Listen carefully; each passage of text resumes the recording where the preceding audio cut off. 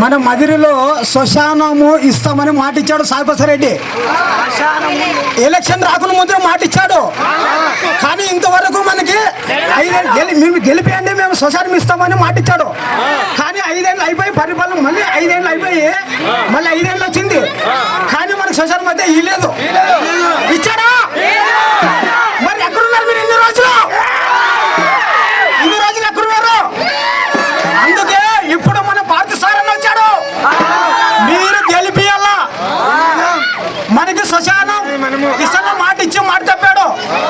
కానీ మనం ఆయనకు ఓటేసేది హక్కలేదు. మన పార్టీ సార్ అని వచ్చాడు కాబట్టి మనం ఓటేసి గెలిపించుకొని మనం ముందు సాగుదాం. ఓకేనా?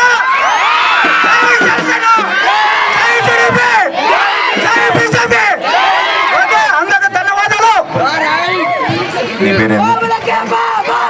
రవి తమ్ముడికి చెప్తా ఉన్నా, ఈ ఎమ్మెల్యే గారు ఈ శవాల మీద చెల్లేరుకునే టైప్ వాడు. శ్మశానంలో కూడా డబ్బులు కొట్టేస్తాడు, శ్మశానం ఇవ్వమంటే కూడా ఇవ్వడు. ఏ రవి ధైర్యంగా ఉండు, మనం శ్మశానం బ్రహ్మాండంగా తయారు చేసుకుందాం, ఇబ్బంది లేకుండా చేసుకుందాం.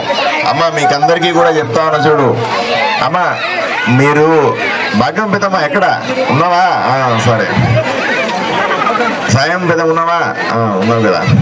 ఇప్పుడు నా గుర్తు ఏంది చెప్పు? కమలం పువ్వు గుర్తు. ఇదిగో